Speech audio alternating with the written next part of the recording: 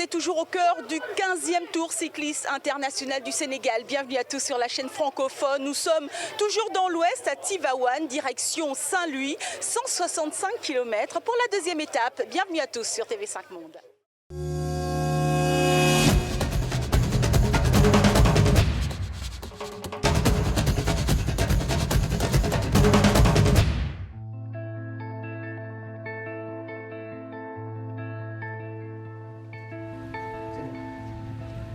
Après avoir vécu l'arrivée de la première étape hier, c'est le départ de la deuxième étape du Tour que la ville de Tivaouane accueille.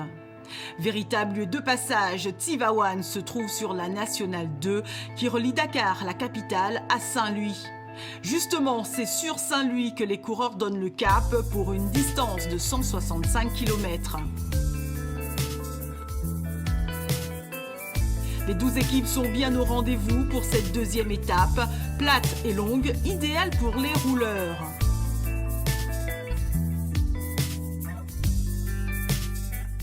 Même si certains tentent quelques bluffs en prenant de l'avance sans trop être menaçants tout de même, aucun coureur ne semble vouloir véritablement jouer les attaques. Pour une étape longue, il va falloir s'économiser, normal.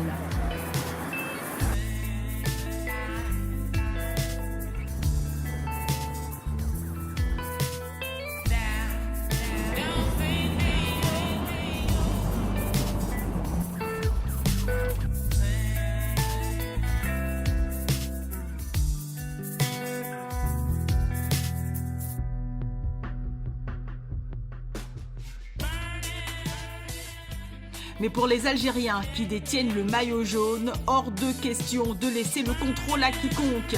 Les Fenech Vélo prennent la direction des opérations et mènent le peloton. Malgré le vent de face, l'équipe algérienne rythme la course et impose son tempo. À partir de là, on voit mal qui pourrait oser attaquer et surtout qui pourrait menacer le maillot jaune. Ou plutôt si, un autre Algérien, Abdellah Ben Youssef, qui remporte également l'étape. Encore une belle opération pour l'Algérie.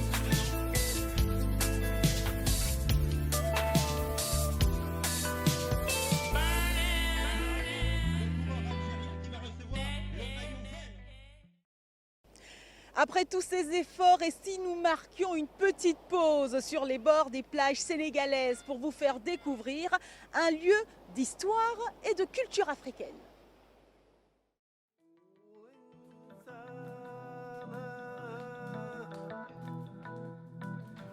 Si vous passez par Dakar et que vous dites que vous n'avez pas vu le monument de la Renaissance africaine, c'est qu'il faudra changer de guide pour la prochaine fois.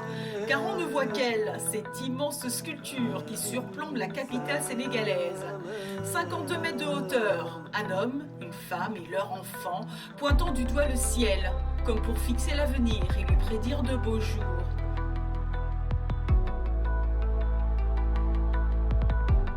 Une famille africaine où la mère, la femme, joue un rôle central. Jamais immobile, toujours en mouvement. Comme sa progéniture et son homme, son corps regarde devant.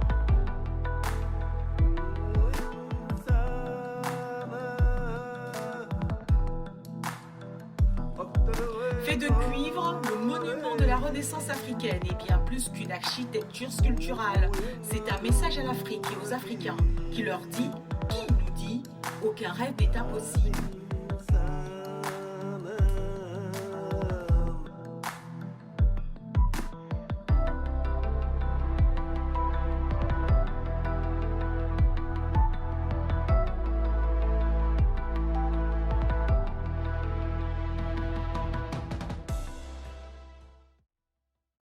Le Tour cycliste international du Sénégal continue bien évidemment sur tv5monde.com mais également sur les réseaux sociaux. À demain, salut.